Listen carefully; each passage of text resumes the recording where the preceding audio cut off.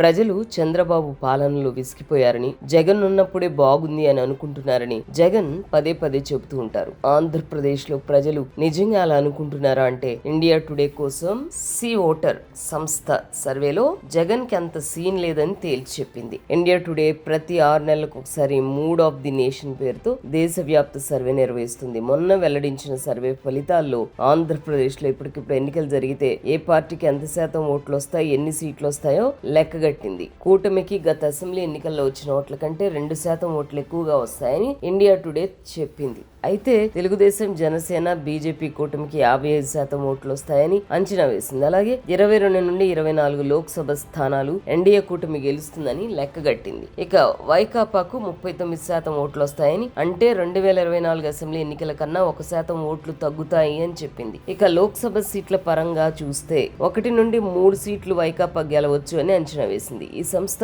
2024లో assembly ఎన్నికలకు ముందు వెల్లడించిన సర్వేలో కూడా వైకాపాకు 41% ఓట్లు వస్తాయని అంచనా వేసింది. 2023 జనవరిలో చేసిన సర్వేలో కూడా జగన్ కి ప్రజాదరణ 39.5% మాత్రమే ఉందని చెప్పింది. ఫైనల్ గా జగన్ కి 2024 ఎన్నికల్లో వచ్చింది 40% మాత్రమే. ఇండియా టుడే సర్వే ఫలితాలు వాస్తవాలకు దగ్గరగా ఉంటాయనేందుకు ఇవి మంచి ఉదాహరణలు. జాతీయ స్థాయిలో పేరున్న ఇండియా టుడే సంస్థ మళ్లీ చంద్రబాబు ముఖ్యమంత్రి అవుతారని సర్వే చేసి చెప్పడంతో జగన్ కి మైండ్ బ్లాంక్ అయింది.